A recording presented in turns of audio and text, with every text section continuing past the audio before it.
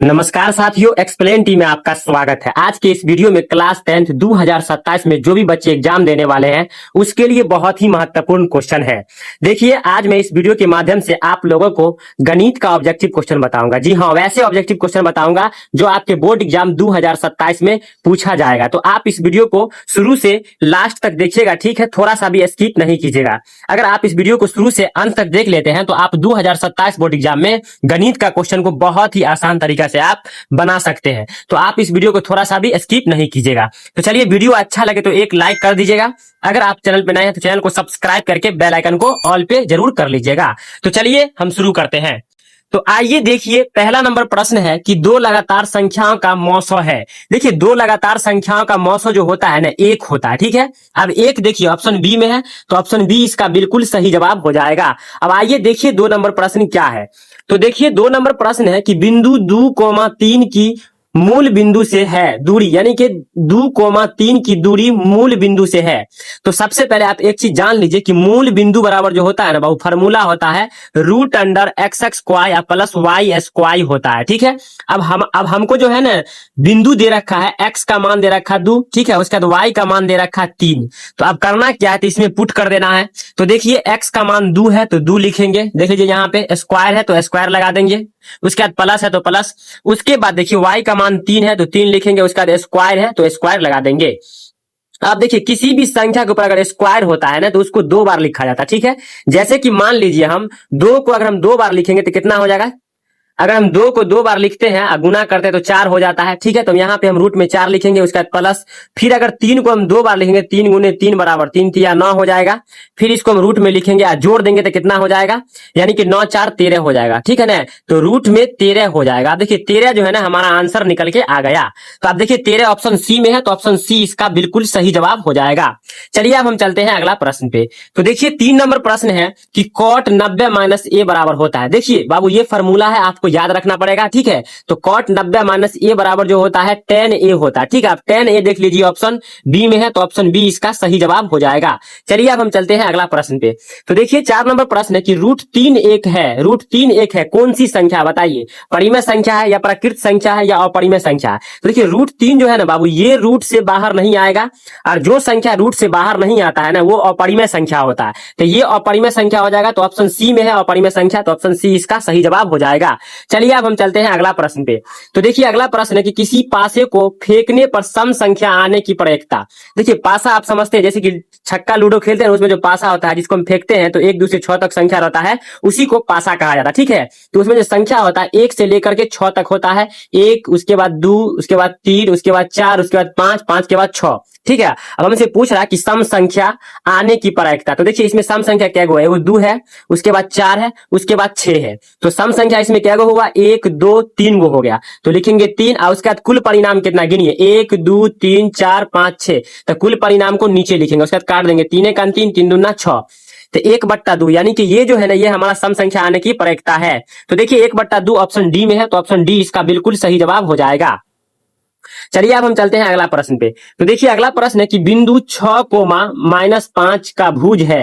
तो देखिए, ये जो भुज है ना, ये जो हमको बिंदु दे रखा है 6, -5, इसमें से देखिए, इसमें से जो है ना 6 जो है 6 भुज है, ठीक है? उसके बाद ये जो -5 जो है ये कोटि है, ठीक है ना? याद रखिए, ये कोटि है। अब देखिए, इसमें से हमसे पूछा है कि भुज कौन है, ठीक है? तो देखिए, भुज इसमें से है कौन? भुज जो है ना इसमें से 6 है। तो 6 देख लीजिए, ऑप्शन ए में है, तो ऑप्शन ए इसका बिल्कुल सही जवाब हो जाएगा 6 नंबर प्रश्न का।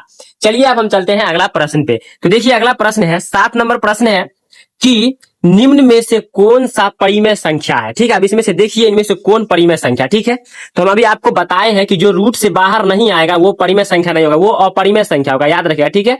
ये अपरिमेय संख्या है। उसके बाद ये भी देखिए, ये जो है ना ये 2 और √3, ये भी कुंचित, ये भी अपरिमेय संख्या, याद रखिएगा।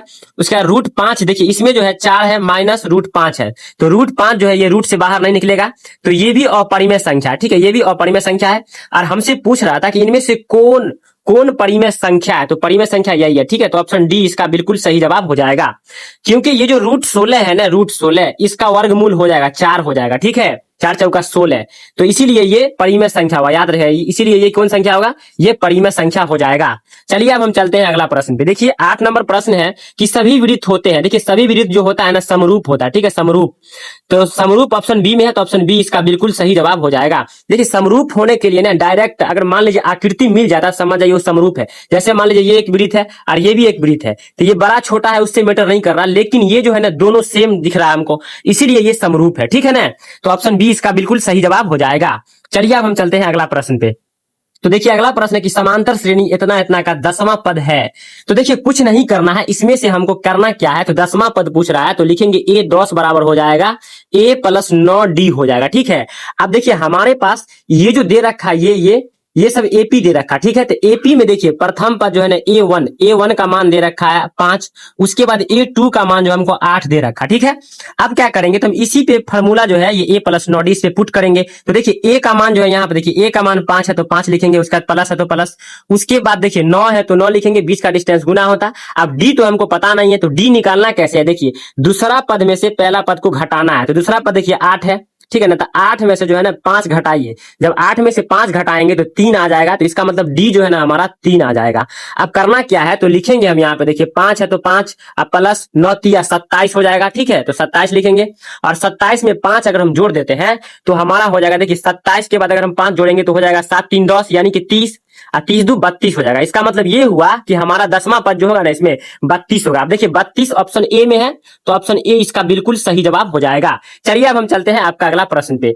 तो देखिए 10 नंबर प्रश्न है कि निम्नलिखित में से कौन सी किसी घटना की प्रायिकता नहीं हो सकती है। एक चीज आप जान लीजिए कि जो घटना जो होता है ना, प्रायिकता का जो मान होता है 0 और 1 के बीच में होता है, याद रखेगा, ठीक है। तो इसका जो सही जवाब हो जाएगा 10 नंबर प्रश्न का ऑप्शन हो जाएगा बी, ठीक है, ऑप्शन बी। ये जो है ये मान नहीं हो सकता है, ठीक है, क्योंकि ये 1 से बड़ा हो जाएगा, तो ऑप्शन बी इसका बिल्कुल सही जवाब हो जाएगा।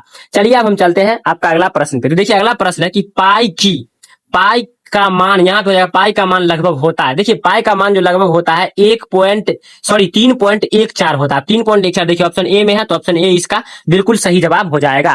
तो देखिए अभी तक हम लोगों ने 11 क्वेश्चन को कवर किया है। अगर यहाँ तक अगर आपको वीडियो अच्छा लगा हो तो 1 लाइक जरूर कीजिएगा इस वीडियो को, ठीक है, 1 लाइक जरूर कीजिएगा, क्योंकि आपका 1 लाइक मुझे बहुत मोटिवेट करता है, तो आप 1 लाइक जरूर कीजिएगा इस वीडियो को। चलिए अब हम चलते हैं 12 नंबर प्रश्न पे।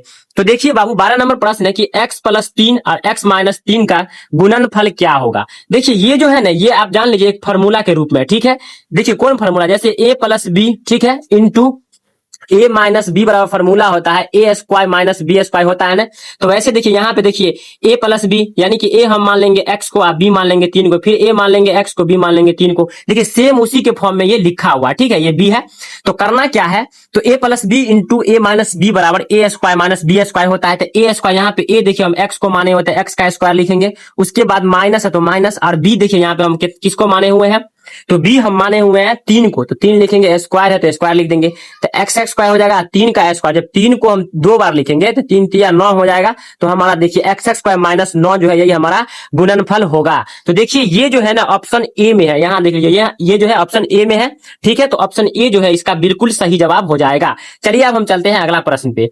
तो देखिए बाबू 13 नंबर प्रश्न है कि सेक स्क्वायर 45 डिग्री, ठीक है ना, -2 बराबर क्या होगा। तो देखिए ये जो है ना ये फॉर्मूला आपको याद रखना पड़ेगा, यानी कि सेक जो है ना सेक 45 का मान जो होता है √2 होता है, उसके बाद माइनस है तो माइनस लगाएंगे, 2 है तो 2, लेकिन यहाँ पे स्क्वायर है ना तो इसके ऊपर क्या लगाएंगे, स्क्वायर लगाएंगे। अब देखिए ये स्क्वायर से रूट उड़ जाएगा तो 2 - 2 बच जाएगा, जब घटाएंगे तो 0 आ जाएगा। देखिए ये जो है ना ये फॉर्मूला है, आपको याद रखना पड़ेगा, ठीक है। तो देखिए 0 जो है हमारा आंसर निकल के आ गया। अब 0 देखिए ऑप्शन बी में है, तो ऑप्शन बी इसका बिल्कुल सही जवाब हो जाएगा। चलिए अब हम चलते हैं अगला प्रश्न पे। तो देखिए 14 नंबर प्रश्न है कि इतना इतना इतना का बहुलक होगा। देखिए बहुलक उसको कहा जाता है जो ज्यादा बार आता है, ठीक है ना, अगर इस आंकड़ा में ज्यादा बार जो आ जाएगा वही बहुलक होगा। तो इसमें देखिए 25, देखिए 25 जो है ना ज्यादा बार आया, देखिए 1 2 3 बार 25 आ गया, ठीक है ना, तो 25 ही इसका सही जवाब हो जाएगा। अब देखिए 25 ऑप्शन बी में है, तो ऑप्शन बी इसका सही जवाब हो जाएगा। अब आइए देखिए 15 नंबर प्रश्न है कि 6 + 3 √4 कौन सी संख्या है। तो देखिए लिखेंगे 6 + 3 उसके √4, ठीक है, √4। तो देखिए 6 + 3 √4, देखिए √4 का जो वर्गमूल होता है 2 होता है, तो रूट से ये बाहर निकल जाएगा, तो यहाँ पर लिखेंगे 2, उसके बाद प्लस प्लस है तो प्लस 6 प्लस उसके बाद इसको गुना करेंगे 3 दूना 6, 6 6 जोड़ देंगे तो 12 आ जाएगा। तो देखिए ये रूट से बाहर आ गया, अगर 4 रूट से बाहर आ गया तो समझ जाइए कि ये जो है ना ये एक परिमेय संख्या है। तो परिमेय संख्या तो ऑप्शन बी में है, परिमेय संख्या तो ऑप्शन ए में है, तो ऑप्शन ए इसका बिल्कुल सही जवाब हो जाएगा। चलिए अब हम चलते हैं 16 नंबर प्रश्न पे। तो 16 नंबर प्रश्न है कि किसी बिंदु की एक्स अक्ष को क्या कहते हैं। तो देखिए कोई भी बिंदु का एक्स अक्ष, देखिए ये जो है चतुर्थांश है, ये एक्स होता है, ठीक है ना, ये उसके बाद ये जो है ये वाई होता है, ठीक है। तो ये एक्स अक्ष को जो है ना इसको कहा जाता है भुज, याद रखिएगा, ठीक है, इसको भुज कहा जाता है, ठीक है। और ये जो वाई वाला है इसको कोटि कहा जाता है, ठीक है, कोटि। तो हमसे यही पूछ रहा है कि किसी एक्स अक्ष को क्या कहते थे, एक्स अक्ष को भुज कहते हैं। देखिए भुज देखिए ऑप्शन बी में है, तो ऑप्शन बी इसका बिल्कुल सही जवाब हो जाएगा। चलिए अब हम चलते हैं अगला प्रश्न पे। तो देखिए 17 नंबर प्रश्न है कि निम्नलिखित में से कौन अपरिमेय संख्या है। तो अभी हम आपको बताए हैं कि जो रूट से बाहर आ जाएगा वो परिमेय संख्या होगा। तो देखिए 49 जो है ना रूट से बाहर आ जाएगा, आप 7 को 7 से गुना करके देख लीजिए 49 हो जाएगा, ठीक है। तो इसका वर्गमूल 7 होगा, 36 का जो वर्गमूल होता है 6 होता है, लेकिन 27 का वर्गमूल नहीं होगा। तो यही रूट 27 जो है ना यही जो है हमारा अपरिमेय संख्या है। तो ऑप्शन सी इसका सही जवाब हो जाएगा। देखिए जो रूट से बाहर निकलेगा वो परिमेय संख्या हो जाएगा, और जो रूट से बाहर नहीं निकलेगा वो अपरिमेय संख्या हो जाएगा। तो यहाँ पे यही पूछ रहा था कि निम्नलिखित में से कौन परिमेय संख्या है। तो यही परिमेय संख्या क्यों पता है, क्योंकि ये रूट से बाहर नहीं निकलेगा, ठीक है। अगर निकालेंगे भी गुणनखंड करके फिर भी नहीं निकलेगा, ठीक है। कोई एक संख्या ऐसा होगा जो रूट में रह जाएगा, ठीक है। तो यही इसका सही जवाब हो जाएगा 17 नंबर प्रश्न का। चलिए आप देखिए 18 नंबर प्रश्न क्या है। तो 18 नंबर प्रश्न है कि बहुपद 10x - 25 का शून्यक है। देखिए 10x - 25 का शून्यक पूछ रहा है, तो बराबर में 0 लगा देंगे, ठीक है। उसके बाद देखिए लिखेंगे 10x, इसका पक्षांतर करेंगे तो ये माइनस है, जब बराबर के उस साइड जाएगा तो ये प्लस हो जाएगा, ठीक है, तो हो जाएगा प्लस। उसके बाद देखिए ये गुना में है, बराबर के उस साइड जाएगा तो हो जाएगा भाग में, ठीक है। तो भाग में हो जाएगा। अब इसको काटिए, देखिए 5 25 हो जाएगा, 5 दूनी 10 हो जाएगा। इसका मतलब ये हुआ कि 5/2 जो है ना हमारा शून्यक निकल के आ गया। तो देखिए ये जो है ना 5/2 जो है ऑप्शन देखिए ए में है, तो ऑप्शन ए इसका बिल्कुल सही जवाब हो जाएगा। चलिए अब देखिए 19 नंबर प्रश्न क्या है।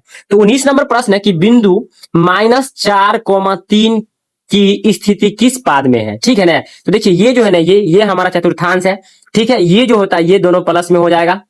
उसके बाद ये जो होता है एक माइनस में होता है, एक प्लस में होता है, ठीक है, ठीक है। इसमें देखिए चार गो पाद है, पहला हो गया, ये दूसरा हो गया, ठीक है। उसके बाद ये जो हो गया तीसरा हो गया, और ये चौथा हो गया, ठीक है, याद रखिएगा ये चौथा हो गया। तो ये प्रथम हो गया, तो पहला में प्लस प्लस होता है, दूसरा में माइनस प्लस होता है, ठीक है। उसके बाद तीसरा में जो होता है दोनों माइनस से होता है, ठीक है, दोनों माइनस से होता है। और चौथा में जो होता है प्लस और माइनस होता है। क्यों पता है, क्योंकि पहले एक्स का मान आता है हर समय, पहले एक्स का लिखेंगे तो वाई का, ठीक है। तो यहाँ पे देखिए पहले एक्स वाला था इसलिए पहले माइनस लिखे है, उसके बाद वाई वाला प्लस है तो प्लस लिखे है। यहाँ पे देखिए ये वाला में देखिए ये वाला में देखिए एगो प्लस में है एगो माइनस में है, तो ठीक है। यहाँ देखिए ये जो पहले एक्स है ना, इसीलिए पहले हम एक्स वाला जो होता है प्लस में होता है, इसलिए पहले हम प्लस में लिखे हैं।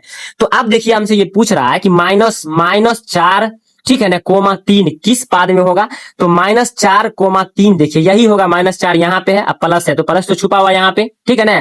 तो यही हो जाएगा, दूसरा पाद में होगा। अब दूसरा पाद देखिए ऑप्शन किस में है, ऑप्शन जो है ना ऑप्शन बी में है, द्वितीयक, ठीक है ना, द्वितीय पाद। तो ऑप्शन बी इसका बिल्कुल सही जवाब हो जाएगा। चलिए अब हम चलते हैं अगला प्रश्न पे, जो कि लास्ट प्रश्न है। देखिए यदि tan थीटा बराबर √3 हो तो थीटा का मान क्या होगा। देखिए ये क्वेश्चन बहुत ही इंपॉर्टेंट क्वेश्चन है, ऐसे क्वेश्चन हर साल पूछा जाता है, ठीक है। ये क्वेश्चन आप समझ लीजिए, बहुत ही आसान तरीका से हम आपको समझा देंगे। देखिए tan थीटा है तो लिखेंगे tan थीटा, उसके बाद बराबर देखिए √3 जो होता है √3, ये √3 जो होता है ना tan 60 डिग्री का मान होता है। तो यहाँ पे हम लिखेंगे tan 60 डिग्री, ठीक है ना, √3 की जगह पे tan 60 डिग्री लिख दिए हैं, ठीक है। देखिए tan से tan कट जाएगा तो थीटा का मान आ जाएगा 60 डिग्री, यही तो हमको निकालना था। तो थीटा का मान आ गया 60 डिग्री। अब 60 देखिए ऑप्शन डी में है, तो ऑप्शन डी इसका बिल्कुल सही जवाब हो जाएगा। तो देखिए हम लोगों ने 20 क्वेश्चन को कवर किया। अगर वीडियो अच्छा लगा तो एक लाइक जरूर कीजिएगा, ठीक है। अब मिलते हैं अगले वीडियो में। जय हिंद, जय भारत।